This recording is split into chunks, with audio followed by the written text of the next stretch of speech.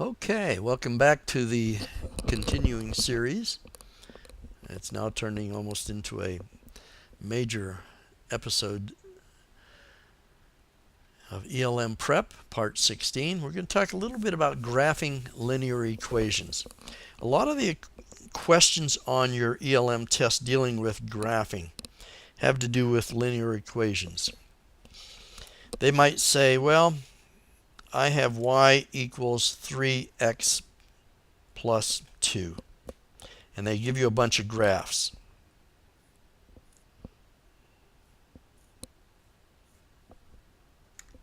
I'm only going to put 3 here. And we'll say that I have one of the graphs looks like that, and one of the graphs looks like that, and one of the graphs looks like that. Well, when we're talking about slope of a linear equation, the coefficient of our x term is our slope. This happens to be a positive slope, and we always look at slope from left to right. Is it going up? Is it going down? Left to right. Well, this is going up left to right, so it's positive. This is going down left to right. It's negative. This is going up left to right. So the first thing I can say is this is positive. So this graph I'm not even going to consider because it is a negative slope. So then I say, okay, I've got two positives, so how do I figure this? Well, they're both positive, and in this case, the slopes look fairly equal, so I'm not sure. So I go to this term right here. If x equals 0, I'm left with a plus 2. So at 0, I should have a plus 2, and this is the only one that is positive. So this could be a positive whatever. This is obviously some negative value, whereas this is some positive value. So if I were guessing, this is the graph I would go with. Only because they're both positive slopes, they're both approximately 3 slope. But this one has, if x equals 0, my intercept here is plus 2, not negative. So then I would take this as my choice, and I would throw this answer out. All right, so that is a very fundamental approach to how you would do a linear graph. All right, so let's say we have y equals minus 2/3 x minus 3. Graph, graph, graph. And I would like to give you more graphs, but I don't have enough room here, so we'll deal with that issue. Okay.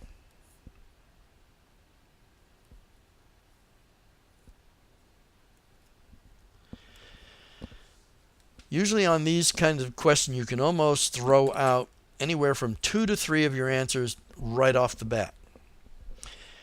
Looking at my coefficient of x, I see that my slope is negative.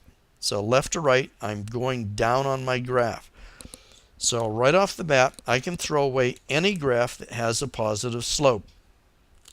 Well, now I'm left with 2 negative graphs. And usually on these kind of questions, that you will end up with a choice of 2. So they're both negative. I'm going to assume that they're both about minus 2/3. So I'm going to rely on this value right here, my y-intercept.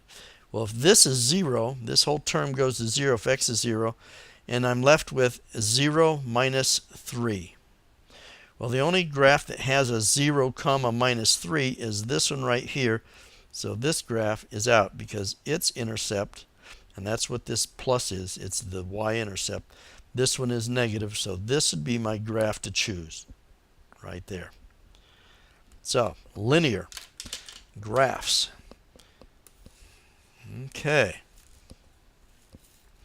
Now you notice they're not having you solve this kind of equation. They're just saying, what would the graph of this equation look like? Okay, let's try a different. They might do something like this. 2x minus y equals 5. Okay, so I'm going to put a few graphs up here again. Now obviously This is not nice and neat like we had before. And we have to be very cautious of this negative right there. Well, I'm going to juggle my equation in terms of y. I'm going to take the 2x to the other side as a minus 2x. Now I've got to worry about this minus. That minus is I'm going to eliminate this by multiplying both sides by a negative. So this will become a negative, and this sign here will go from negative to positive. And this side will go to positive. Now I'm in good shape. I know my coefficient of x is plus 2. So if I have some graphs,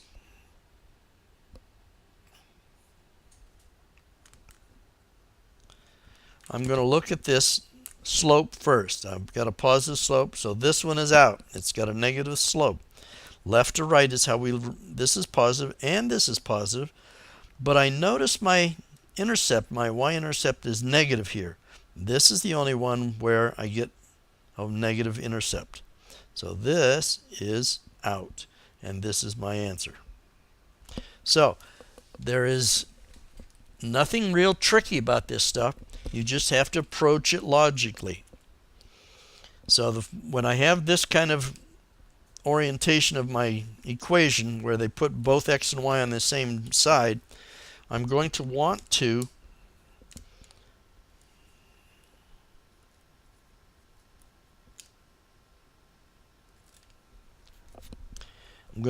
rearrange it initially. So taking the x to the other side, minus 3x. And then I'm going to go to 2y, and I'm going to divide both sides by 2. So I'm dividing both terms by 2, and I'm dividing all of the terms by 2. So then this is going to just turn to a 1. So now my graphs. And let's see what we can do here. Let's go this and this and this.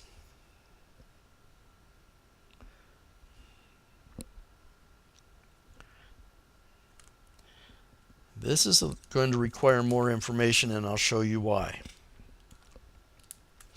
Well, obviously, I'm looking for a negative slope. This is a positive slope, so it's not involved. But I have two with negative slope, and they're both positive in their intercept. I want to be plus 1. So if I'm going to guess at this, I'm going to need just a little more information. And they will have to probably do something like this, where they give me the hash marks on that, and then I will say this is 1 and this is more than 1. So then this would be my choice here instead of this one, only because that's a little higher up.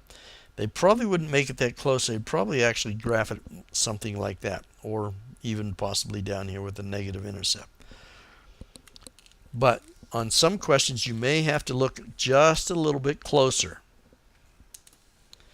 Hopefully you don't have to look so close as to actually define the slope.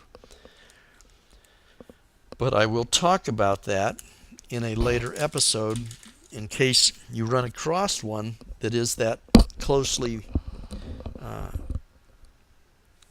where you have two graphs that are that close. Hopefully that will not happen. Most of your questions will be very obvious, and you should be able to sort them out. Just remember that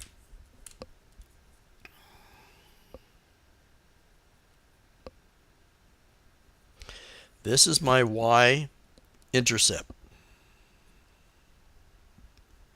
What that's saying is the intercept is where my line crosses the y-axis. In this case, it'd be some positive value. If we're down here, it would be some negative value. So this would be a minus b, and this would be a plus b. My slope that they use m is the coefficient of my x term, whatever m is. If m is some positive value, then my graph will be going up. In this case, both of these lines have a m that is in fact negative. So if they're both negative, I then have to rely on what is my b. Is it positive or negative? And that will help me choose which is the correct graph. All right. Well, we've run up against our 10-minute mark again. Hope that was informative. Please put time into this. It will be well worth your time to pass your ELM test. It's worth a lot of money to you to invest some time ahead of time. I cannot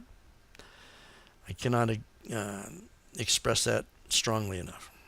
Anyway, have a good day.